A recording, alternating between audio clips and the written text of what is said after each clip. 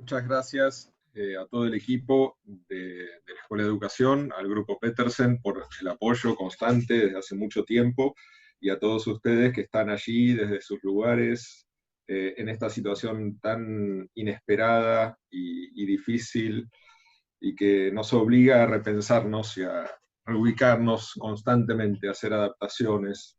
Así que como parte de esa adaptación, yo también fui pensando mucho en esta charla y en lo que está pasando y voy a tratar de hacer una presentación que obviamente es muy distinta a la que hubiésemos tenido fuera de este escenario, pero que me siento obligado a reformular por completo para que este espacio pueda ser de utilidad para su reflexión, para su práctica, para sus escuelas y sus contextos. Así que sé que estamos conectados con varias provincias, ahí Santa Fe, Entre Ríos, San Juan, Santa Cruz, así que desde distintos lugares del país también tiene su parte especial poder estar cada uno en su lugar, es distinto a estar como nos hubiese ocurrido en la universidad. Y voy a hacer una presentación un poco más tradicional pese a este formato, porque creo que hay muchas cosas para decir de cómo afrontar esta pandemia desde el rol educativo que nos compete, y después tener una ronda en la cual puedan hacer sus intervenciones, sus comentarios de lo que están viviendo, de cómo se están manejando y también preguntas, ¿no? Pero les pido que si van haciendo comentarios y aportes desde el chat, bueno, es una herramienta que nos sirve, que nos da una interacción de una manera que quizás en lo presencial no podemos, así que usemos esa herramienta que es algo nuevo y que nos permite también estar interactuando con el que habla de otra manera. Si hubiésemos estado de manera presencial, yo estaría interactuando solamente con sus miradas, ahora puedo tener algo de su texto, algo de sus palabras. Lo primero que quiero hacer es tratar de ubicar dónde estamos parados, si es que estamos parados en algún lugar. Me parece que estamos flotando más que parados. El contexto y lo que ha cambiado, o algunas de las cosas que han cambiado, y después quiero hacer algunas sugerencias. No va a ser este un discurso teórico, o tendrá una dimensión teórica, pero no quiero quedarme en un lugar lejano a la realidad, sino hacer varias sugerencias que ustedes después podrán ver hasta qué punto las sienten posibles, necesarias y las comparten. En el contexto que estamos, yo creo que estamos viviendo un gran deshielo, ¿no? Me gusta llamarlo así, un deshielo de la normalidad, de todo tipo de normalidad, normalidad en todas las dimensiones que podemos imaginar y en las nuestras, que son las dimensiones educativas. Y en ese deshielo estamos observando, quizás como nunca antes, algunas dimensiones de las cuales podíamos hablar teóricamente, históricamente, ¿no? Y dimensiones de las cuales hablábamos, pero que ahora estamos observando en carne viva los efectos que producen. Y yo creo que el gran deshielo, o el mayor deshielo, o el deshielo que de alguna manera unifica eh, grandes transformaciones que estamos viviendo en este pasaje a la virtualidad o en esta salida de la presencia en la escuela, es la pérdida de la frontera escolar. La frontera escolar es una dimensión de separación de la institución escolar de otras esferas de la vida social, en particular de la esfera familiar.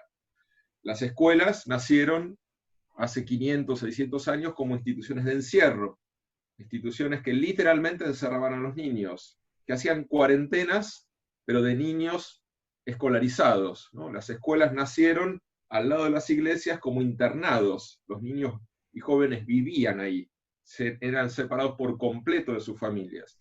Y en ese modelo original, que era un modelo religioso, eran escuelas que eran parte de las iglesias, había un fundamento que se fue constituyendo en distintos dispositivos que tenía como eje central la transformación de la persona, o en términos religiosos, la conversión de las personas hacia un tipo de creencias. Es decir, para poder influir sobre el sujeto completo, sobre su identidad, sobre sus creencias, sobre su moral, había que intervenir de manera muy holística y durante mucho tiempo y con mucho poder sobre él, ¿no? Y esta fue la aparición de la escuela como institución, que tuvo algunas herramientas o algunos dispositivos, como algunos autores han llamado, que ahora vemos en el proceso de deshielo los efectos que producían y lo que nos generan a nosotros como actores de esas escuelas.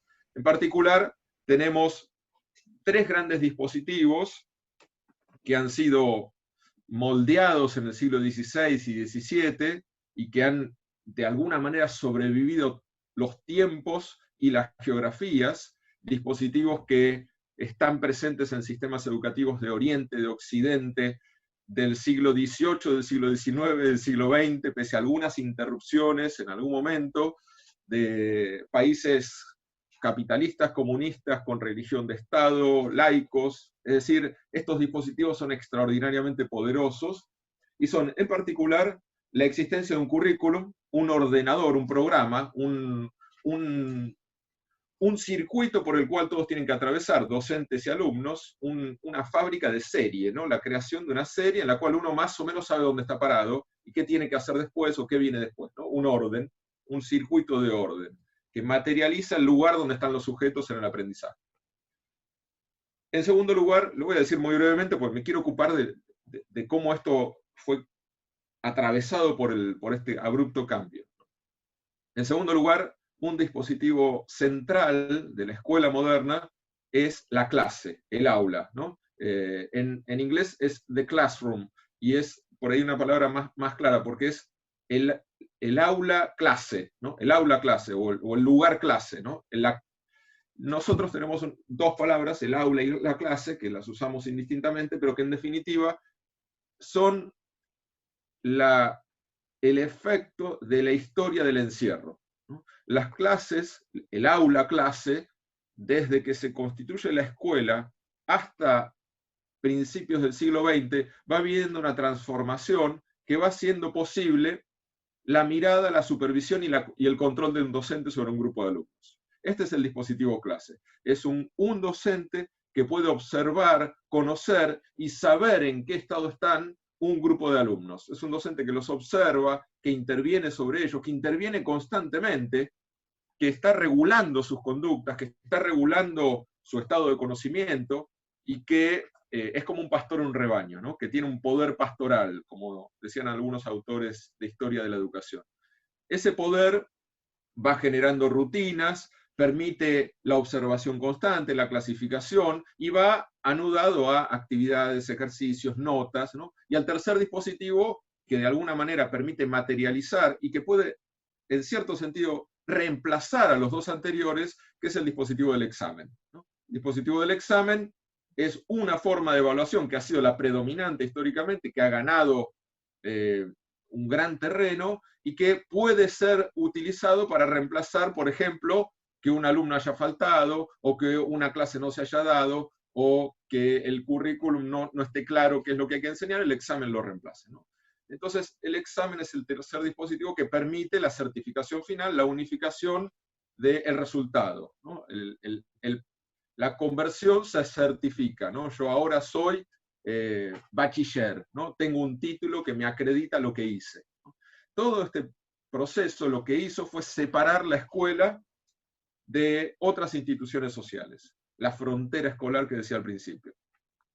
Esa frontera, vemos ahora más que nunca que producía disciplina, producía orden, producía una serie, producía control y permitía la imposición de una verdad llamada currículum, en algún momento una verdad llamada religión, Estado-nación, civilización o ciencia, ¿no?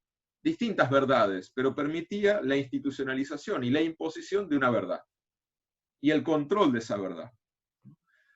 Esto era, y esperemos que vuelva a ser pronto, la pedagogía visible, ¿no? La pedagogía visible es un sistema de control de los aprendizajes, en el cual los alumnos saben qué es lo que se les va a enseñar, hay un contrato público, se les dice o saben o pueden anticipar qué conocimientos, contenidos, qué plan curricular tienen que aprender, en qué momento, cuánto tiempo por día, cuánto tiempo por año, cuándo se les va a examinar, cuándo van a cambiar de estado de conocimiento, ¿no? Pueden saber eso, pueden administrar ese estado de aprendizaje, y las escuelas se regulan con esa organización, que lo que generó, y ahora lo vemos claramente, es un proceso de ritualización y de automatización, ¿no? Automatiza. Al imponer, automatiza. Automatiza que lo que hay que hacer es esto, ¿no? El docente dice, tienen que copiar, y los alumnos tienen que copiar, ¿no? Hay un proceso de automatización, de sistematización.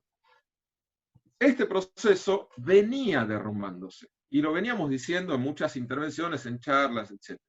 Venía derrumbándose, ¿no? François Dubet, teórico francés, hablaba ya hace 15 años de el declive de las instituciones de la modernidad. Se fueron desarmando estas instituciones disciplinarias de poder, de imposición de arriba abajo, de trabajo en serie, donde todos al mismo tiempo están haciendo más o menos lo mismo. Esto se venía quebrando los últimos 30, 40 años de distintas maneras, y cada escuela lo iba recreando un poco como podía, en un cuerpo a cuerpo. Cada docente llevaba al aula ese cuerpo a cuerpo. La batalla con el alumno que no prestaba atención, o que no quería estar ahí, y que ya no sabíamos qué hacer, porque ya no teníamos los instrumentos del poder de la modernidad para imponerle un orden, había que negociar ese orden, negociar con un gran desgaste individual, personal, de sacrificar tiempo de orden para poder intervenir individualmente, ir al grupo que no está prestando atención, reordenar, poner de vuelta la consigna, ¿no? Es decir, poníamos en nuestro cuerpo lo que la institución antes ponía, lo teníamos que reemplazar con nuestro propio cuerpo, ¿no? Pero aún así, esa frontera y ese orden seguían ahí, ¿no? Con muchos agujeros, en un barco que se estaba hundiendo y que no sabíamos bien cómo reemplazar, ¿no?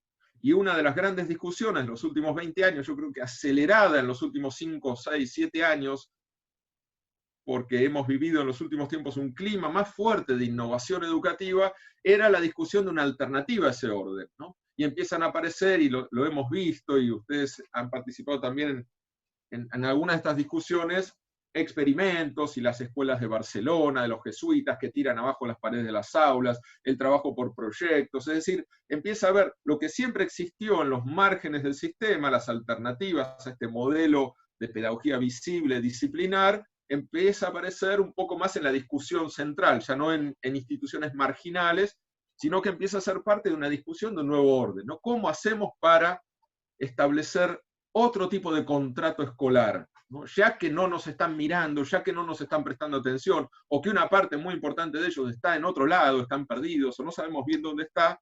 ¿Cómo podemos recrear un contrato escolar distinto, que albergue sus expectativas y que trabaje con sus intereses? Bueno, las interminables discusiones de la pedagogía activa, ¿no?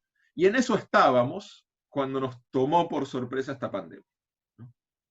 Y esta pandemia lo que produjo, al sacar a los sujetos de la escuela, es un efecto abrupto y radical de ruptura de esa frontera escolar.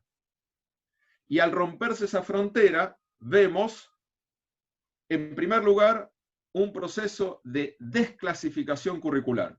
Es decir, se nos ha desarmado el currículum. Se nos ha desarmado porque se nos desarmaron los tiempos, porque no tenemos ninguna previsión de futuro, no sabemos si esto va a durar un mes, un año, no sabemos, por lo tanto, no sabemos bien cómo planificar, no sabemos quién está y quién no está en la casa, no sabemos quién está pudiendo seguir o no, quién tiene un material, quién no lo tiene. Es decir, se nos ha desarmado todo el libreto que teníamos para organizar nuestra secuencia de enseñanza. Y algunos tenían más libertad, y algunos se hacían dueños de ese currículum, y quizás esos están en posición de ventaja hoy. Quien era más dependiente de la automatización que producía el currículum está en más problemas porque se les ha roto ese dispositivo de automatización. Y atrás de ese dispositivo de automatización, y mucho más poderoso, se nos ha roto el dispositivo de obligación, ¿no? La escuela es un gigantesco aparato de obligación de las conductas, que hacía hasta hace un mes y medio, cuando funcionaban presencialmente, aún con todos los agujeros en este bote que se estaba hundiendo, que hacían que millones de sujetos hagan lo que otros le dicen que tienen que hacer. Producía ese espacio ritual, esa separación, servía para que sujetos hagan lo que otros dicen que tienen que hacer. Históricamente esto lo hicieron a punta de cañón, obligados y amenazados por el temor y por el castigo físico. La escuela funcionó históricamente como un aparato de poder que se actualizaba con el castigo físico. Cuando vemos las imágenes históricas de la escuela, no hay aula que no tenga un dispositivo de castigo físico, la vara sobre todo, algunos dispositivos que eran parte, así como el pizarrón, del material básico de todo docente, ¿no? Entonces, esa forma de castigo físico, por suerte, la pudimos erradicar, pero nos quedaba un castigo simbólico que nos permitía actualizar la obligación. Miren, hago un paréntesis personal. Yo tengo 2 hijas pequeñas, una de 9 y otra de 6, cuarto y primer grado. Les puedo asegurar que todas mis teorías sobre la frontera escolar las estoy viendo en primera persona cada vez que tengo que decirles yo que tienen que hacer algo que la escuela le está pidiendo ahora a distancia, ¿no? Especialmente con la más pequeña. Porque todo lo que pienso en mi hija de 6 años, primer grado, todo lo que ella hacía porque otros, su maestra particularmente, o sus maestras, le decían que lo tenía que hacer, ahora es una negociación conmigo o con su mamá, que tenemos que negociar una frontera que ella no entiende porque está en el aire familiar. Y esto mismo multiplicado en todos los hogares, lo que ha producido es un proceso de familiarización de la educación, ¿no? Es decir, lo que estaba en manos de una institución que la modernidad creó, que se llamaba escuela, ahora está en manos, en una negociación, porque la escuela le manda actividades, pero no está ahí adentro de la casa, está en manos de otra institución que es la institución familiar. Y lo que está produciendo esto es un proceso de creación de circuitos endógenos de educación. Es decir, lo que cada familia tiene, toda la toxicidad de cada familia, en el buen y en el mal sentido, está irradiando en la educación. Si una familia tiene padres ausentes o porque tienen que trabajar, o porque no tienen nivel educativo, no saben leer y escribir muchos de ellos, o porque no tienen la capacidad de acompañar las tareas escolares, o porque no tienen el carácter, o porque no les gusta, aún teniendo el nivel cultural y nivel universitario, pueden ser muy impacientes, pueden tener un circuito muy tóxico con sus hijos, lo que sea que está en cada hogar, es ahora lo que determina la forma de aprender de los alumnos. Antes podíamos separarlo y en todo caso eso invadía otras esferas de su aprendizaje, pues siempre invadió y de manera importante, ahora está invadiendo mucho más, ¿no? Y es muy difícil restablecer ese proceso que, en cierto sentido, por la influencia de el deseo de salir de la disciplina escolar, que algunos tendrán más que otros, queríamos alejarnos de la frontera, queríamos crear ambientes más centrados en el disfrute, en el placer, pero no sabíamos bien cómo hacerlo y muchas veces caíamos en una trampa peligrosa de la innovación, que era el trabajo en base a los intereses de los alumnos, perdiendo el orden, la consigna, la continuidad, la secuencia que nos daba el dispositivo clásico, ¿no? Y la verdad es que los especialistas en psicología cognitiva, en psicología del aprendizaje, ya nos venían diciendo desde hace mucho tiempo que no se puede aprender sin disciplina, sin dolor, sin una imposición, sin saber que uno está haciendo algo que no produce necesariamente placer inmediato, pero que consolida un proceso que permite adquirir conocimientos. Que probablemente eso es lo que nos permite tener un placer mayor en el futuro, ¿no? Ese distanciamiento, ese hacer algo que no me gusta, pero que me produce aprendizaje, ahora lo vemos más valioso que antes, donde a veces lo sufríamos como alumnos siempre, lo sufríamos como docentes muchas veces, pero que en cierto sentido es necesario. Es necesario trabajar con las tablas de multiplicación, porque cuando las trabajamos y las incorporamos, podemos hacer operaciones más complejas gracias a que tenemos en nuestro esquema intelectual cierta memorización implícita, tácita, de las tablas de multiplicar. Y todo eso que dolió, memorizar esas tablas dolió, me permitió a mí tener más acceso a la libertad de pensar con los números. Es decir, tuvimos que pasar por el dolor de las tablas de multiplicar. Habrá mejores formas que otras de pasar también, ¿no? Mejores formas que otras, pero tuvimos que pasar por ahí. Todo ese proceso de obligación, por cualquier vía que uno quiera pasarlo, que es el que nos permite hacer rupturas cognitivas que permiten el aprendizaje y la consolidación, está hoy totalmente resquebrajado, porque no podemos reubicarlo en esa frontera escolar. Entonces es cada actividad que manda el docente, negociada con cada padre, con el ratito que uno tiene, con si tiene o no computadora, todo esto está resquebrajado. Entonces se ha roto un proceso de motivación semiautomático que ya estaba en crisis y ahora lo tenemos totalmente desarmado, ¿no? Y además, obviamente el proceso muy diferencial que produce la tecnología en este momento. La tecnología como una herramienta que pasa a tener un control sobre el aprendizaje. Y acá es muy distinto según nivel socioeconómico, según hogar, pero también según edades. No podemos olvidarnos de esto, porque la mediación que produce la tecnología en el aprendizaje es totalmente distinta según la edad del estudiante. Un estudiante universitario puede tener casi plena autonomía y perderá muchas cosas, pero la verdad es que puede continuar casi regularmente con su aprendizaje si tiene conectividad y si sus profesores en la universidad están dictando más o menos las materias como lo venían haciendo. Se pierde mucho, es inevitable eso, pero se puede continuar.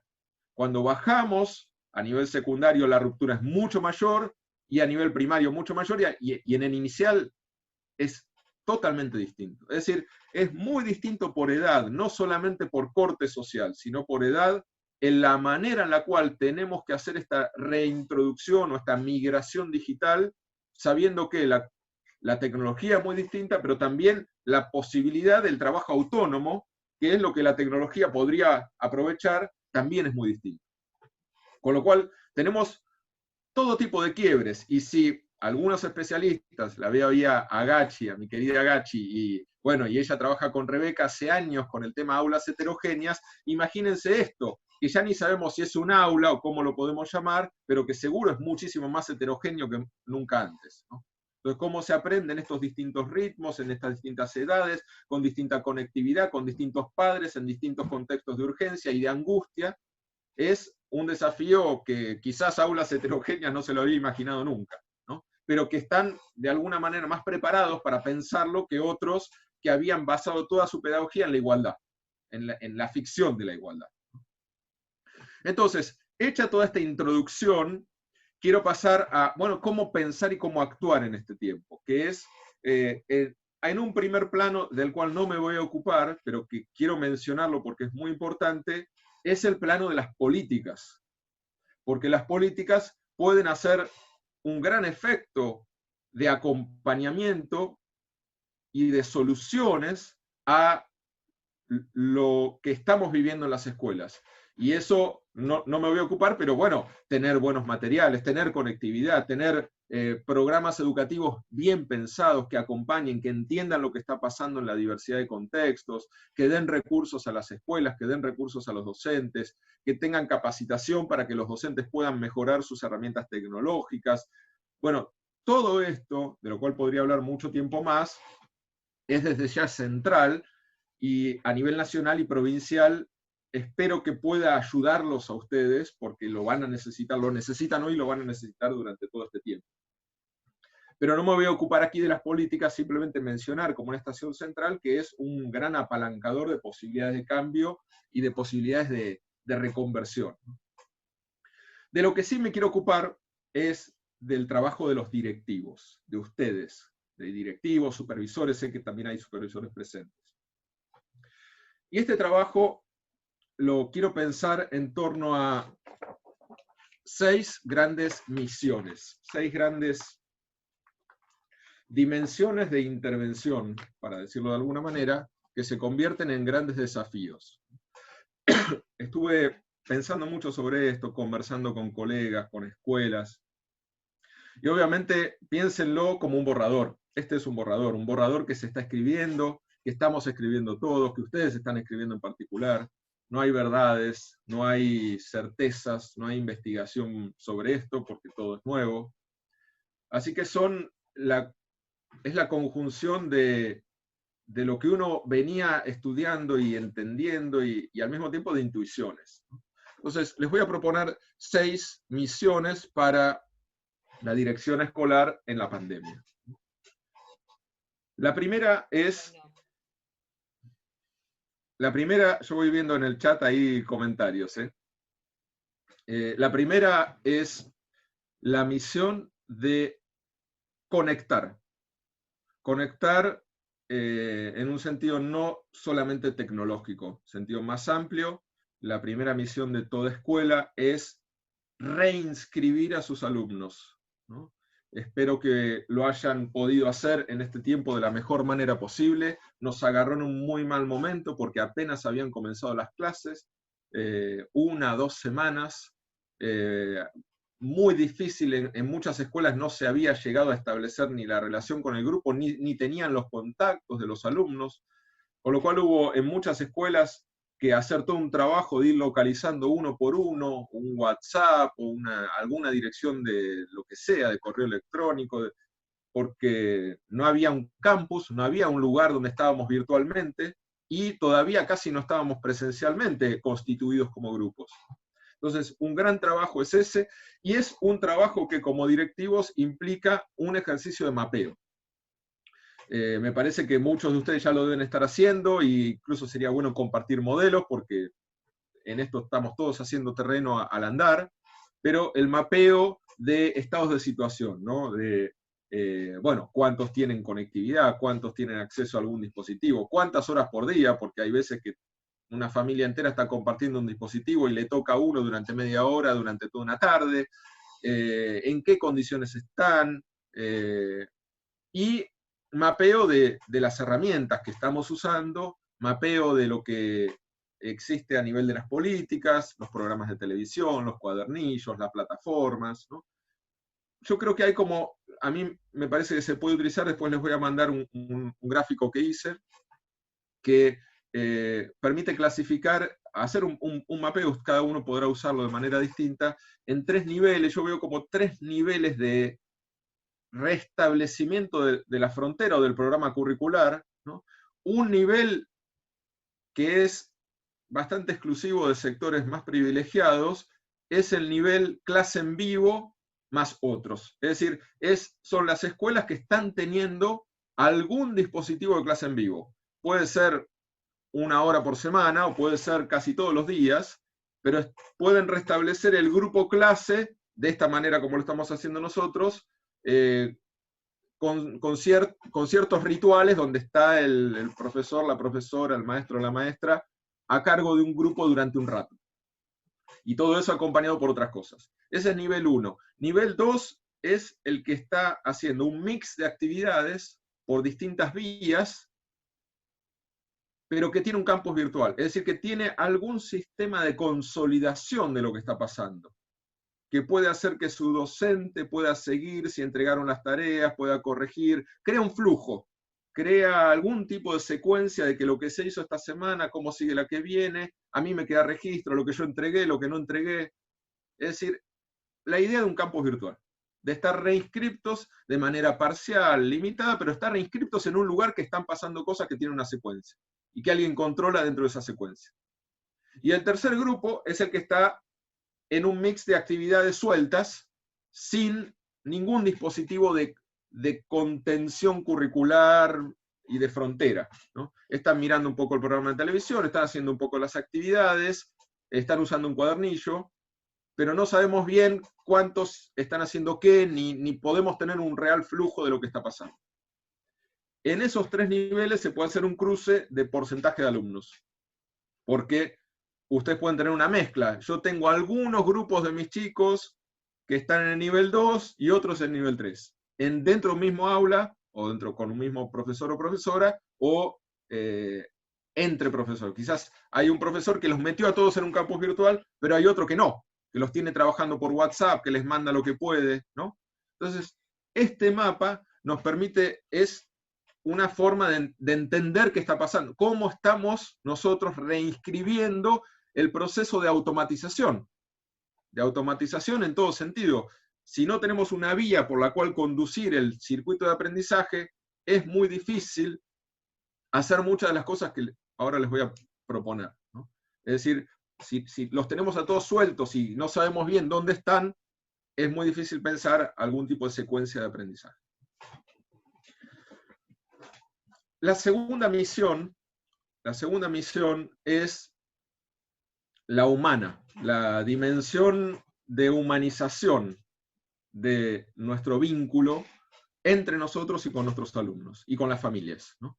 Humanización que siempre quisimos para la escuela, pero que ahora necesitamos desesperadamente. Humanización de los vínculos, porque estamos viviendo todo tipo de situaciones de angustia, inesperadas, estamos viviendo sacudones de todo lo que sentimos, de lo que somos, con lo cual necesitamos mucha comprensión de nuestros alumnos, mucha contención, mucho apoyo, y necesitamos establecer algunos circuitos de diálogo con ellos, porque muchos de ellos, a distintas edades, en distintos contextos, están padeciendo de distintas maneras lo que pasa. Yo recomiendo mucho que haya algún tipo de contacto individual y sobre todo que haya algún, más en nivel primario que en secundario, pero en todos los espacios necesitamos rostros, ¿no? Hay que crear ese vínculo, algún videíto, de mandar un video donde la maestra le cuenta a sus alumnos lo que están haciendo, les da un poquito de contención, nada, de abrigo emocional, ¿no? Y también de tener la posibilidad de recrear los vínculos, ¿no? También somos desde la escuela actores muy importantes en este momento para crear vínculos entre los estudiantes, decirles trabajen en grupo, se juntan y entre los dos resuelven algo en conjunto. Es decir, tratar de restablecer, pues necesitamos la humanidad, necesitamos al otro, necesitamos no estar solos. Es demasiado pesado estar solos en nuestra casa o en lo que nos toque adentro de nuestra casa, ¿no? Entonces hay todo un trabajo ahí nuevo. Siempre lo hicimos en las escuelas, pero es nuevo en el sentido de que nos toca en un contexto totalmente distinto y tenemos que ser intérpretes de esa realidad. La tercera misión creo que es la más importante en términos yo creo que esta es la que me propongo discutir un poco más, es la dimensión de reclasificación curricular y reclasificación pedagógica. Necesitamos repensar lo que enseñamos de una manera muy particular, y yo quiero hacer un punto muy propio aquí, porque no sabemos bien, estamos tan perdidos todos, que no podemos esperar, primero, no podemos seguir haciendo las cosas como las veníamos haciendo. Y no podemos esperar que alguien nos diga cómo las tenemos que hacer. Vamos a tener que usar nuestra intuición, nuestro compromiso, nuestra experiencia, nuestro criterio, nuestro diálogo con los colegas. Vamos a tener que ser actores, más actores que antes, porque no hay un libreto escrito para esto. Y mi punto aquí es que tenemos que ser capaces de trabajar con nuestros docentes y con nuestros alumnos en crear actividades, propuestas que sean muy significativas para nuestros alumnos, que estén llenas de sentido. Tenemos que desclasificar el currículum más disciplinar, más ritual, más vinculado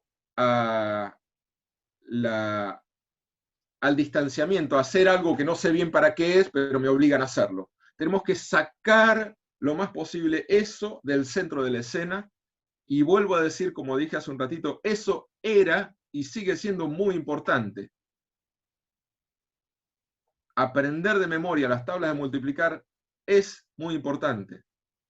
Pero tenemos que empezar a sacar, remover eso del centro de la escena y poner en su reemplazo actividades muy significativas. Actividades que estén llenas de sentido, que tengan desafíos, que tengan preguntas, que sean trabajos por proyectos, que integren. Una de las cosas que creo que está haciendo más daño en este momento es la actividad suelta y corta.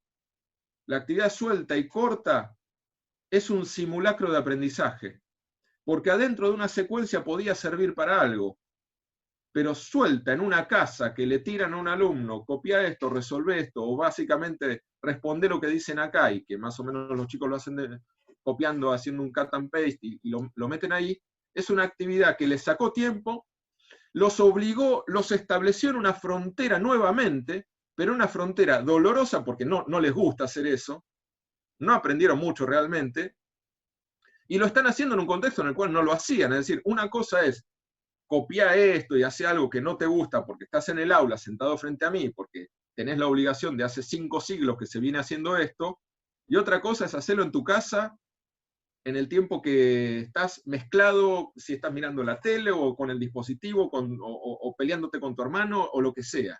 Es decir, establecer ese mandato en este contexto es hacer el peor efecto de la frontera en un momento en el cual necesitamos lo mejor de la frontera, que es el disfrute del aprendizaje.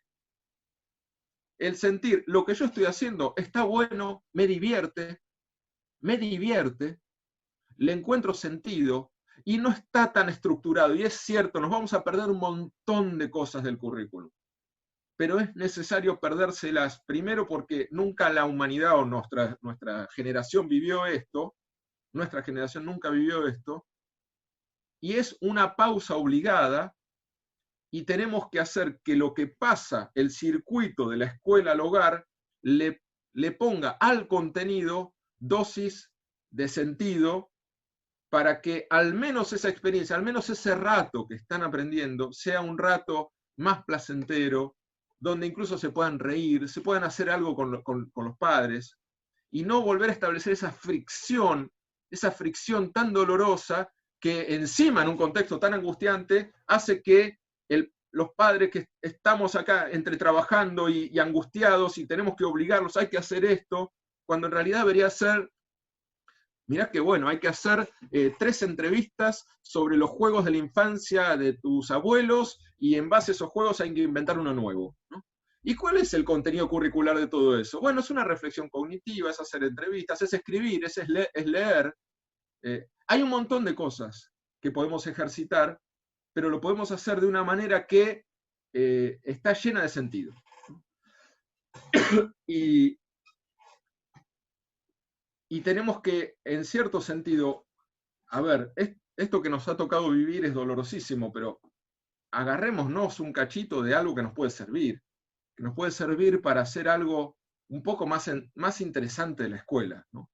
Y quizás eso nos sirva para el futuro, ojalá, pero por lo menos que nos sirva para el presente, ¿no? Trabajar mucho por proyectos,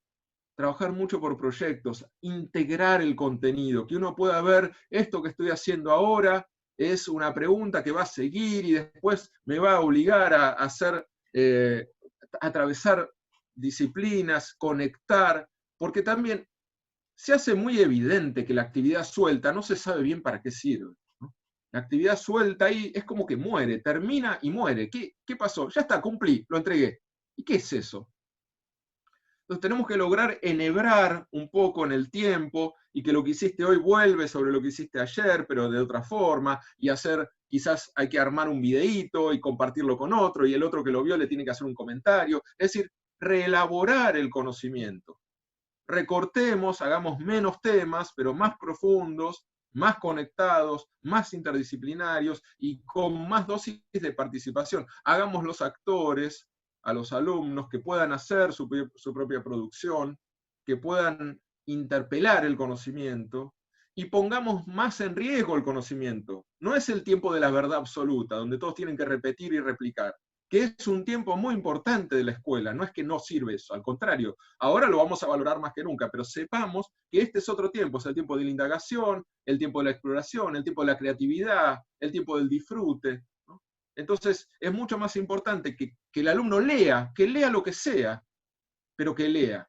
Y no que lea exactamente lo que queríamos que era el cuento que habíamos asignado, sino que lea lo que sea, pero que esté en la actividad de lectura, que es un hábito que permite formar otros hábitos. Bueno, esta es la misión que yo creo más importante hoy, que es de alguna manera la misión curricular pedagógica de las escuelas.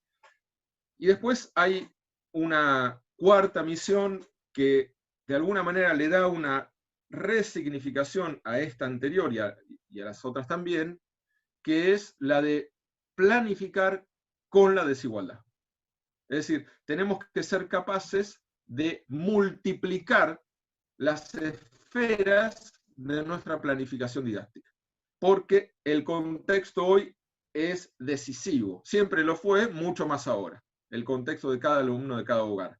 Entonces, nuestra planificación didáctica debe incorporar distintas esferas, distintos contextos, para no caer en una trampa que dice, bueno, la actividad esta es ir a buscar en internet distintas historias del barrio. Bueno, esperá, ¿y cuántos tienen internet? ¿No? ¿Y qué pasa con el que no tiene internet? Entonces, la actividad tiene que estar pensada, diagramada en distintas capas que dicen, si no tenés internet, hace esto, esto y esto, si tenés internet, hace esto y esto y esto, o juntate en equipo, o comunicate con tal. Es decir, incorporar en la planificación las situaciones de desigualdad. Porque podemos ser muy dañinos si provocamos algo que produce más desigualdad. Si les decimos a todos, bueno, vayan a indagar háganle una entrevista a sus padres, no sé qué, y en realidad sus padres, algunos no tienen tiempo, no tienen que decir o no saben qué decir.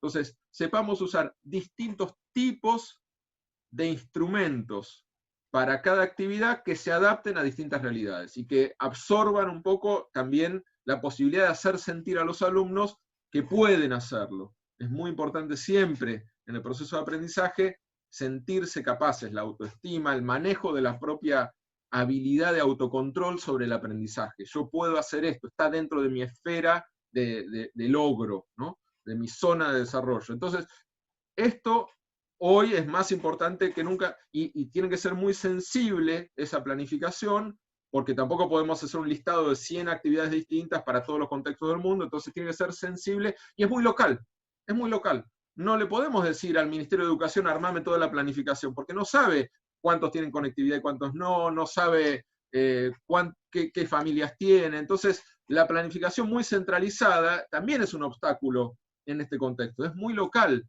Cuanto más sepa la escuela y el docente con qué se está manejando, mejor puede adecuar esa propuesta a ese contexto y extraerlo todo lo posible de ese contexto. La quinta misión es un poco también la reescritura de lo anterior, es crear nuevas secuencias, rutinizar, si lo tenemos que definir en una palabra. Así como yo decía, hay que volverse hacia el sentido, también tenemos que ser capaces de encontrar nuevas rutinas.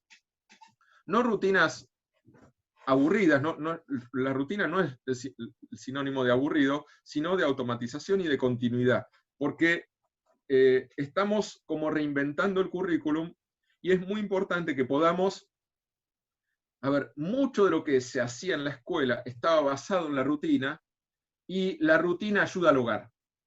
Entonces, que uno pueda decir, bueno, todos los días hay que hacer un diario sobre lo que me está pasando a mí en mi casa o las ideas que tengo yo de cómo querría yo disfrutar el mundo cuando termine esto, lo que sea, pero hacemos un diario y ese diario crea la rutina de la escritura, ¿no? Y así como teníamos un montón de rutinas en la escuela, hay que crear rutinas y secuencias y saber dónde estamos parados en esa secuencia. Y yo creo que en esto es muy importante intentar ir hacia ese nivel 2, yo decía en el mapa, que es lo que llamamos un campus virtual. Algún tipo de inscripción en el cual sepamos dónde están los alumnos. Sepamos si vamos a proponer hasta que termine este semestre, que seguro va a ser online, no sabemos el resto del año, pero el semestre está jugado, que sepamos cuántas actividades va a haber, que sepamos, que podamos tener inscripción de cuántos alumnos entregaron y qué les pasó, y obviamente hacer retroalimentación, es decir, recrear una idea de continuidad. Ya salimos del primer momento, que era la incertidumbre total, no sabemos si esto dura una semana o un mes. Ahora sabemos que al menos hasta el fin de este semestre va a durar, y muy probablemente el resto del año también, no lo sabemos en qué formato. Por lo menos tengamos esa capacidad de reconstruir en la planificación didáctica qué cosas van. Es un momento en el cual deberíamos estar haciendo más trabajo un poquito de mediano plazo, ya no solamente planifico la clase de esta semana, si no empiezo a planificar, bueno, ¿y qué viene después? Ya, ¿cómo me voy a reorganizar el resto de este semestre? ¿No? ¿Cuántas actividades les voy a pedir? ¿Qué contenidos son importantes? ¿Qué proyectos voy a armar? Ya armar un poco eso y poner a los alumnos en situación de previsión y también de hacer esa orquesta, serializar, decir, bueno, ya sabemos que vienen 5 actividades de acá al fin del semestre, que va a haber un proyecto, que tienen que entregar, no sé, todos los viernes su diario, lo que sea, pero empezar a crear esas rutinas para que haya un cierto hábito. Y porque ese hábito ayuda mucho a que cuando el alumno se sienta ya tiene que hacer algo que más o menos está estructurado, que no lo tiene que reinterpretar cada vez, porque sentarse a ver qué me pidieron ahora y qué tengo que hacer, y hoy es para mañana y lo de mañana era para la semana que viene y en realidad es en el chat. Entonces estamos mareados, necesitamos que se estructure un poco más eso, ¿no? Y esto es un trabajo también que cada uno tiene que hacer según su contexto, pues si tienen mucha conectividad es muy distinto a si no tienen conectividad, ¿no? Esta es una primera dimensión que cruza. Y yo diría que una dimensión que está dentro de esta misión 4 y 5 es trabajar con la familia. Tenemos que trabajar con la familia mucho más que antes. Incluso sería muy importante que en toda planificación didáctica haya un mensaje a la familia. Cuando le proponemos, así como ustedes lo reconocen en las propuestas que nos hacen las editoriales, ¿no? El libro de texto te manda el libro de texto y el libro para el docente, y está todo compaginado porque vos cuando estás planificando querés que más o menos saber qué tenés que pensar vos, ¿no? Pensemos en lo posible en esa óptica doble en la cual hay un mensaje al alumno y hay un mensaje a la familia. Entonces yo le pido que haga el proyecto de los juegos, que el objetivo es este, y le mando un mensaje paralelo a la familia que le dice, te aconsejo que no te metas mucho, porque es importante que pueda hacer sus entrevistas solo, o al revés, te aconsejo que lo ayudes porque en general les va a ser difícil hacer esto, esto y esto. O traten de, cuando termine el día, releer esto y si se puede, escribirlo mejor en computadora, supongamos, ¿no? Pero darle indicaciones que sepamos cuál es el rol de la familia, porque la familia está perdida.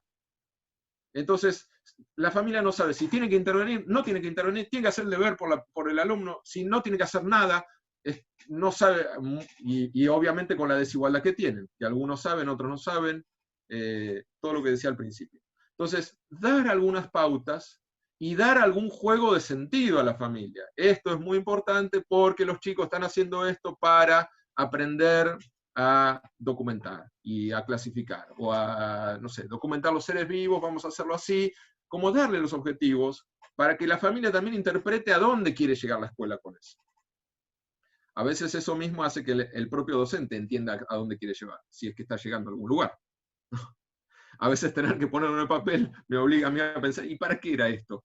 ¿No? ¿Qué estoy haciendo acá? ¿No? Entonces, dar ese sentido de comunicación a la familia me parece que también calma, también genera un poquito más de empatía, de comprensión de este momento, ¿no? Y ordena un poco el rol de cada uno, porque están todos mezclados. Y la misión, ya estoy por las 6, ¿no? Por la última, es el trabajo a nivel institución, es la reflexión colectiva, la reflexión como grupo, ¿no? Y tratar de habilitar ese espacio de aprendizaje de pares, porque nunca antes en nuestra historia como profesionales tuvimos que aprender tantas cosas tan rápido. Entonces, no sé, cada uno lo hará de la mejor manera, con un chat, con algún sistema de comunicación por dentro de una plataforma, por donde sea, pero tenemos que ser capaces de, como directivos especialmente, ser buenos organizadores y catalizadores de una conversación, que tiene que tener un costado de aprendizaje, obviamente, porque yo lo estoy haciendo en la universidad, creo que lo estamos haciendo todos. A ver, contame cómo te fue, cómo estás usando Foro, no estás usando, cómo te va, dame algún tip, ¿no? Porque todos estamos aprendiendo. Entonces, cómo canalizar bien eso, que, bueno, a mí me está saliendo bien esto, cómo le llega a los demás, y cómo crear un buen ecosistema sano, donde haya un lindo nivel de conversación, donde no sea todo catarsis, donde tampoco no se pueda decir nada de lo que me está pasando. Entonces, producir ese lugar de diálogo y de reflexión. Y ustedes mismos, como directivos, tienen que ser muy reflexivos en este momento. Muy reflexivos. Lo peor es decir, bueno, vamos a pasar toda esta gigantesca máquina escolar a modo virtual. Porque no va a funcionar y porque nos va a hacer mucho daño a todos, a nuestros docentes y a nuestros alumnos. Entonces tenemos que seleccionar, saber bien cuál es la batalla que vale dar. Bueno, hay algunos docentes que le cuesta mucho la tecnología, van a tener que hacer cosas que quizás no funcionen tan bien, pero por lo menos no los sacamos de su zona de conocimiento, porque los vamos a hacer sufrir. Pero ¿cómo hacemos que en algún momento sí puedan usar alguna herramienta tecnológica?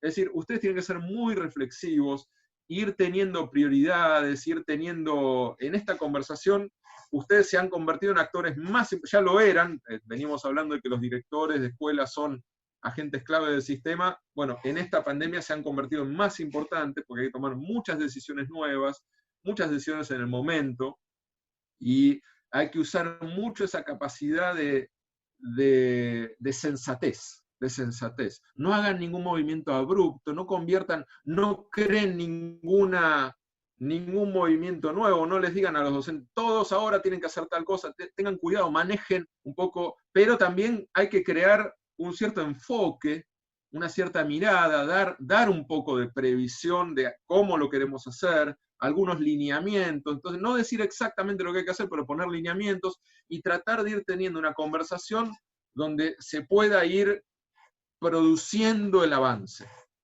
No hay dudas que lo que pasó en las 2 primeras semanas, que fue en la emergencia total, debería ir mejorando la experiencia de los alumnos a partir del paso del tiempo, porque deberíamos ir aprendiendo cosas, saber manejar bien. Si no está pasando eso, hay algo ahí en la dirección escolar que no está funcionando del todo bien, que no está haciendo ese circuito de encontrar, miren que esto no lo hagan tanto porque me parece que está generando mucho problema, no exijan tanto de esta manera, exijan con otra manera, que no, todas esas cosas que ustedes las van viendo, son ustedes los que van creando el hilo conductor que hace que las personas puedan transitarlo sin sufrir tanto, pero sintiendo, che, acá hay que hacer las cosas bien. No es que vale todo, no es que yo hago lo que quiero, total, estamos todos en crisis, hago lo que quiero. No.